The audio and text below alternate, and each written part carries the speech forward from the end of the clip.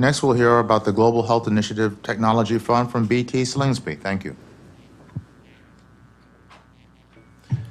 Hello all, I'm BT Slingsby, and I have the opportunity to present to you our organization. It's called the Global Health Innovative Technology Fund. It is based in Japan, and it began in 2013. What I'll do through this presentation is just go through the story of how it was created and the evolution of our last 5 years of operation, and then reflect on the governance and the governance structure. So hopefully I will not take all of the full 12 minutes. Goes fast. So as Tachi commented today, he and I were in a soba shop in Tokyo in the end of 2011, in December. And we were having lunch and we came up with this concept of a matching fund. And essentially, the reason why we came up with this is at that time, he was at Takeda and I was at Eisai. And we were looking at Japan Pharma, and the industry overall is one of the strongest in the world in terms of developing therapeutics, in terms of developing drugs. And they were doing very little in terms of global health. For instance, the partnerships with the PDPs. For instance, like MMB or TB Alliance, D&DI, very, very few partnerships in 2013. And we were discussing how do we catalyze more partnerships with Japan? How do we really galvanize the technology, the capacities, the capabilities of drug and other technology development from Japan into global health? And it was just a matter of trying to build a catalyst. We weren't trying to save the entire world. We were trying to create a fund to act as a catalytic entity to bring more partners from Japan to the global fight against these diseases like malaria, HIV/AIDS, tuberculosis, and many of the neglected tropical diseases.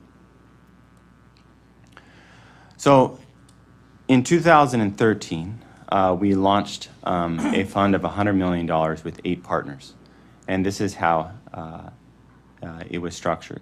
And pardon the nomenclature, the taxonomy, and now that we've had the morning discussion, we know that this is all wrong in terms of public, private, and civil.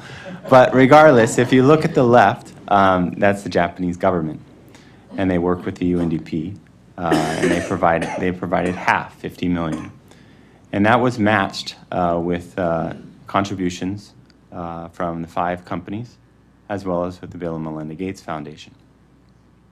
And I wanted to take you through, or this is how it's actually today, in terms of where we are today. So we've expanded the 8 companies, or the 8 partners, to 26 partners, and we've expanded the capital from 100 million to 350 million.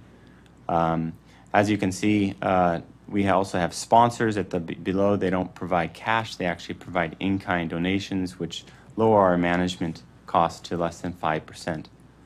I wanted to take you through the story, or the kind of the actual timeline of this and that is in 2011 in November we had that lunch. And it was the first meeting that I had with any of these partners was actually with the Bill and Melinda Gates Foundation, and that meeting was actually with Regina. While she was still at the foundation, and Hannah was in the room, as well as one of their colleagues, Rachel Lennington. And that was really the first conversation in December of 2011. By April, we had some buy-in from 2 of the companies, and there was a little bias there. Tachi was at Takeda, and I was at Eisai. But thereafter, the Bill and Melinda Gates Foundation committed, and then 3 other companies committed, and the government of Japan committed. Now, in August, we started this launch committee. And it was really this launch committee that all the partners were present, and we went over all of the bylaws and the iterative processes, the governance, And I wanted to take you through that, of what that launch committee really was focused on, as well as what it accomplished. In government Japan, because of elections that year, they committed a little on the later side. In February of 2013, we established it in April, but we launched it in June, having already 12 investments, 12 partnerships already formed and invested in. So this was the launch committee, and as you can see, there were individuals from both the government, the Bill and Melinda Gates Foundation, and all 5 of the companies.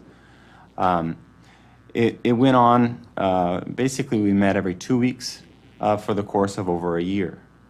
And this is what we discussed during that committee: the articles of incorporation, corporate entity and the governance structure, the membership of each of the committees and councils and board and what have you, the investment scope and mechanism, the access policy, which was very key to this partnership, as well as the launch preparation, communication, and strategy. And yes, we did discuss the name and logo. I remember the first name of this was JHIP, but we eventually graduated from that and called it to GHIT. So that's how it was really created at that part. Just to provide you where we are today, let me go back a few slides. Where we are today is that it has really acted as a catalyst. We've invested in over 60 partnerships. All of our investments are going to be a partnership with a Japanese entity and non-Japanese entity. The IP does not necessarily have to rest within the Japanese company. It could be a capacity or capability, a formulation technology, anything could come from the Japanese entity, and then it will be a partnership, and it has to be a partnership with a non-Japanese entity. It's to create these investments have to be global from the very beginning. And that really allows us to align with the global portfolio for these diseases. We already have 6 clinical trials going on throughout the world, and the latest one is a phase 3 clinical trial for a pediatric formulation of praziquantel. So as you can see, that it's no longer that you have that lack of partnership coming from Japan for global health R&D. It really has acted as a catalyst, and that was the fundamental purpose of this partnership. I know that our table during the 1 hour cafe, World Cafe, one of the first things we discussed is misalignment of purpose. And I think that with this partnership, the purpose was clarified very clearly up front. So lastly, let me take you through some successes and challenges that I feel from this, from GHIT. One is in terms of the governance structure, we have managed conflicts of interest very well. And then the other one is managing the power of balance very well. If you go through our governance, we have a council at the top. If you recall, Steve Davies mentioned altitude as one of his A's, altitude, alignment, and adaptivity.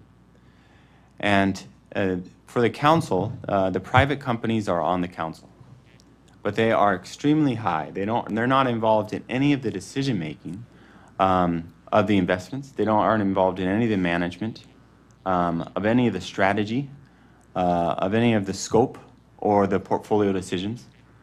And because they're not involved in any of that, these same companies can actually apply for grants. And that was the fundamental question for our governance. It was the fundamental conflict of interest that came up. How do we create a public-private partnership in which the same entities that are funding this partnership can actually become beneficiaries of this entity? And how we did that is have this firewall between the council and the rest of the organization. And by doing so, we're managing these conflicts of interest. We're not avoiding them, but we're managing them. Second, in terms of the power balance, as you can see, because of the altitude of that council, all of our major funders are represented on that council. But in terms of the board, the only entity that is represented on the board, or the only funder, is going to be the government of Japan. The Bill and Melinda Gates Foundation and currently the Wellcome Trust only have an observer seat on the board. Now you flip that around and you look at the selection committee now. Now for the selection committee, the Bill and Melinda Gates Foundation and Wellcome Trust sit on the selection committee, which makes recommendations to the board, but they don't have a seat on both. And in terms of the private sector, it's only the council. So you have no representation or no secondment, both in the management team as well as the board selection committee advisors. So that firewall really does exist. Then lastly, in terms of impact alignment, as I've just mentioned, in terms of all of our investments are global partnerships. So that's how we've kind of aligned it so that we're not just funding, for instance, a technology in Japan that won't really impact the global portfolio. For the government of Japan and for the Bill and Melinda Gates Foundation, the Wellcome Trust, it was a matter of having an impact on the global portfolio for global health. Not a single country's portfolio, the global portfolio, the global pipeline. And because we put that criterion into our investments, it's a fundamental part of our governance. We're not trying to manage that day to day. We put it in as a fundamental component of governance from the beginning. Then lastly, in terms of challenge, as we heard from the legal panel this morning, there's a difference between the legal framework of a corporate entity and where it exists in the country. Our entity is a public entity that uses Japanese law.